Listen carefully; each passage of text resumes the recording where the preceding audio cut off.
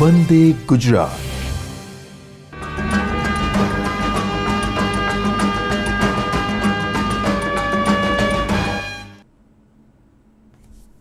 નમસ્કાર. આજના virtual classroom training સેશનમાં આપ સૌનું હાર્દિક સ્વાગત છે. આજે હું NSQFના નવા સિલેબસ પ્રમાણે ITIમાં ચાલતા મિકેનિક ડીઝલ ટ્રેડ અંતર્ગત માર્કિંગ મીડિયા લેસન વિશે આપ સૌને તાલીમ સહ માર્ગદર્શન આપીશ. આપણે લેસનની વિગતવાર માહિતી સ્ક્રીન દ્વારા જોઈશું. આજના લેસનનું નામ છે માર્કિંગ મીડિયા.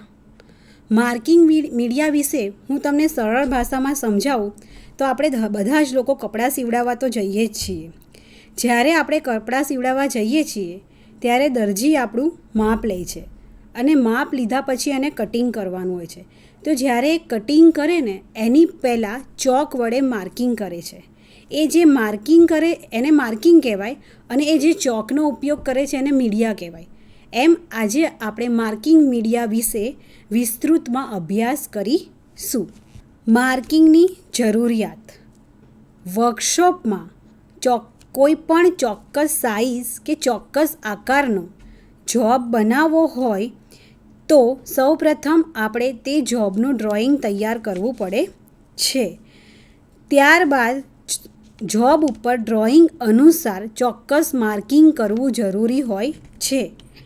કારણ કે માર્કિંગ અનુસાર કામ કરવાથી જોબ ખૂબ જ ચોકસાઈવાળો બનાવી શકાય છે.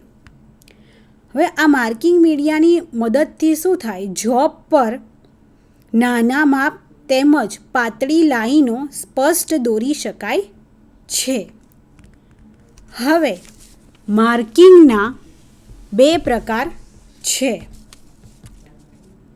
એક છે કામચલાઉ માર્કિંગ એટલે કે ટેમ્પરરી માર્કિંગ અને બીજું છે કાયમી માર્કિંગ એટલે કે પરમેનન્ટ માર્કિંગ. એમાં આપણે પહેલું જોઈશું કામચલાઉ માર્કિંગ, ટેમ્પરરી માર્કિંગ. આ પ્રકારનું માર્કિંગ જોબ પર કામચલાઉ એટલે કે ટેમ્પરરી ઉપયોગમાં લેવામાં આવે છે. કે એ માર્કિંગ જોબ પર વાઇબ્રેશન આવે કે કોઈ અડકી પણ જાય તો આ માર્કિંગ છે ને દૂર થઈ જાય છે એટલે કે ભૂસાઈ જાય છે. માટે આ માર્કિંગને ટેમ્પરરી માર્કિંગ તરીકે ઓળખવામાં આવે છે. બીજું છે કાયમી માર્કિંગ એટલે કે પરમેનન્ટ માર્કિંગ. આ પ્રકારનું માર્કિંગ જોબ પર કટિંગ ટૂલ કે મશીનિંગ દ્વારા કટિંગ કરવામાં ન આવે ત્યાં સુધી કાયમી એટલે કે પરમેનન્ટ રહે છે. માટે એને કાયમી માર્કિંગ કે પરમેનન્ટ માર્કિંગ કહે છે. આ માર્કિંગ પરમેનન્ટ માર્કિંગ મીડિયા અથવા તો પંચની મદદથી કરી શકાય છે. માર્કિંગ માધ્યમ.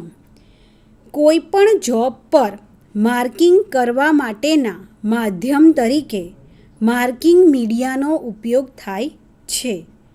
માર્કિંગ માધ્યમ તરીકે white wash, Prussian blue, copper sulphate, cellulose lacquer વગેરેનો ઉપયોગ થાય છે. માર્કિંગ માધ્યમની પસંદગી જોબની સપાટીનું ફિનિશિંગ કેવું છે અથવા તો જોબની ચોકસાઈ કેવી છે એટલે કે જોબની એક્યુરેસી વગેરેને ધ્યાનમાં રાખીને કરવામાં આવે છે. હવે આપણે અલગ અલગ પ્રકારના માર્કિંગ માધ્યમ વિશે જોઈશું. એમાં પહેલું માર્કિંગ માધ્યમ છે વ્હાઇટ વોશ. હવે વ્હાઇટ વોશ કેવી રીતે બને છે એ જોઈશું. તો ચોકના ભૂક્કાને પાણી સાથે મિક્સ કરીને એની પેસ્ટ બનાવવામાં આવે છે અથવા તો એનું લિક્વિડ બનાવીને વ્હાઇટ વોશ તૈયાર કરવામાં આવે છે. બીજું, ચોકના ભૂક્કાને મિથિલેટેડ સ્પિરિટ સાથે મિશ્ર કરીને પણ વ્હાઇટ વોશ તૈયાર કરવામાં આવે છે. ત્રીજી રીત એ છે કે સફેદ લેડ પાવડરને ટર્પેન્ટાઇન સાથે મિશ્ર કરીને વ્હાઇટ વોશ તૈયાર કરવામાં આવે છે. હવે આ વ્હાઇટ વોશનો કઈ જગ્યાએ ઉપયોગ થાય છે? તો ફોર્જિંગ તથા કાસ્ટિંગની રફ સપાટી અને ઓક્સોડાઇઝ પર આ વ્હાઇટ વોશનો ઉપયોગ કરવામાં આવે છે. વ્હાઇટ વોશને જોબ પર કેવી રીતે લગાવવામાં આવે છે? તો બ્રશ વડે અથવા તો હાથ વડે લગાવવામાં આવે છે. પરંતુ આ વ્હાઇટ વોશનો ઉપયોગ ખૂબ જ ચોકસાઈ ધરાવતા એક્યુરસીવાળા જોબ પર કરવો હિતાવહ નથી. આપણે બાજુમાં વ્હાઇટ વોશની ફિગર જોઈ શકીએ છીએ કે જેમાં ચોક બતાવેલો છે. આ ચોકને અલગ અલગ વસ્તુ સાથે મિશ્ર કરીને વ્હાઇટ વોશ માર્કિંગ મીડિયા બનાવવામાં આવે છે. હવે આપણે માર્કિંગનું બીજું માધ્યમ છે પ્રશિયન બ્લુ. પ્રશિયન બ્લુ કેવી રીતે બનાવવામાં આવે છે? તો પ્રશિયન બ્લુને મિથાઇલેટેડ સ્પિરિટ તથા રેઝિન મટીરિયલ એટલે કે શેલેક બંનેને મિક્સ કરીને પ્રશિયન બ્લુને બનાવવામાં આવે છે. આ પ્રશિયન બ્લુનો ઉપયોગ ક્યાં થાય છે? તો ફાઇલિંગ કરેલી સપાટી તથા મશીનિંગ કરેલી સપાટી પર અને અમુક વખત હાફ ફિનિશિંગ કરેલી સપાટી પર પૂરતું ફિનિશિંગ મેળવવા માટે પ્રશિયન બ્લુનો ઉપયોગ કરવામાં આવે છે. પ્રશિયન બ્લુ એ ખૂબ જ સ્પષ્ટ લાઈનો માર્કિંગ કરે છે. પરંતુ આ પ્રશિયન બ્લુનો ઉપયોગ કરવાથી આ માર્કિંગ માધ્યમ છે એ સુકાતા ઘણો ટાઈમ લે છે.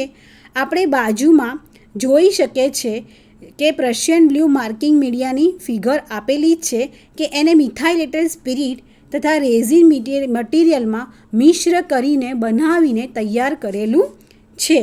હવે આપણે ત્રીજું માર્કિંગ માધ્યમ એટલે કે કોપર સલ્ફેટ વિશે જોઈશું.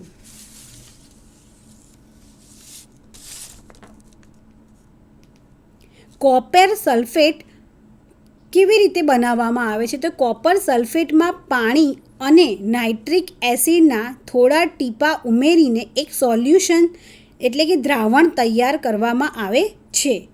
તેનો ઉપયોગ ફાઇલિંગ અથવા તો મશીનિંગ કરેલી સપાટી પર થાય છે. કોપર સલ્ફેટ પોલિશ તથા ફિનિશિંગવાળી સપાટી પર સારી રીતે ચોંટે છે. કોપર સલ્ફેટ ઝેરી હોવાથી સાવચેતીપૂર્વક તેનો ઉપયોગમાં લેવામાં આવે છે.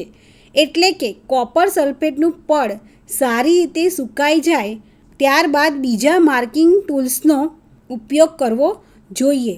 નહીં તો કોપર સલ્ફેટ માર્કિંગ ઇન્સ્ટ્રુમેન્ટ પર શું થશે? એ ચોંટી જશે અને એ ઝેરી હોવાથી એ નુકસાન કરતા છે. હવે માર્કિંગ મીડિયમનું ચોથું માધ્યમ છે સેલ્યુલોઝ લેકર. આ સેલ્યુલોઝ લેકર માર્કિંગ માધ્યમ છે એ આપણને બજારમાં સરળતાથી ઉપલબ્ધ થાય છે. તે જુદા જુદા અલગ અલગ ઘણા કલરમાં મળે છે. જોબ પર એને લગાવી દો ને તો એ ઝડપથી સુકાઈ જાય છે. તેને બ્રશ વડે જોબ પર લગાવવામાં આવે છે. આમ આપણે અહીંયા માર્કિંગ મીડિયાના અલગ અલગ માર્કિંગ મટીરિયલ વિશે સમજ્યા, જેમ કે white wash, Prussian blue, copper sulphate અને સેલ્યુલોઝ લેકર. હવે આપણે આ માર્કિંગ મીડિયા અંતર્ગત જે ટૂંકા પ્રશ્નો જોઈશું. એમાં પહેલો પ્રશ્ન છે માર્કિંગની શું જરૂરિયાત છે? તો કોઈપણ જોબની સપાટી પર ચોક્કસ સાઇઝ કે ચોક્કસ આકાર આપવો હોય એના માટે માર્કિંગની જરૂરિયાત પડે છે. જોબ પર કેટલા અને કયા પ્રકારના માર્કિંગ કરી શકાય? તો જોબ પર 2 પ્રકારના, એમાં પહેલો પ્રકાર ટેમ્પરરી માર્કિંગ અને બીજો પ્રકાર છે પરમેનન્ટ માર્કિંગ. એમ 2 પ્રકારના માર્કિંગ કરી શકાય. માર્કિંગ મીડિયા તરીકે શેનો ઉપયોગ થાય છે?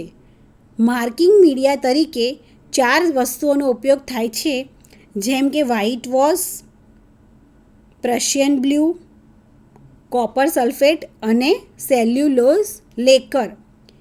કયું માર્કિંગ ઘણા કલરમાં બનાવાય છે? તો સેલ્યુલોઝ લેકર નામનું માર્કિંગ ઘણા કલરમાં બનાવાય છે.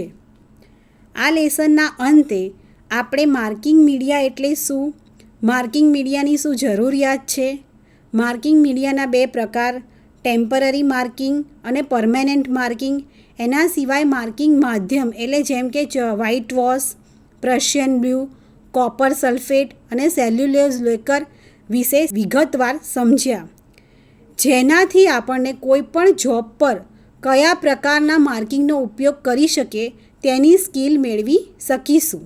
આભાર.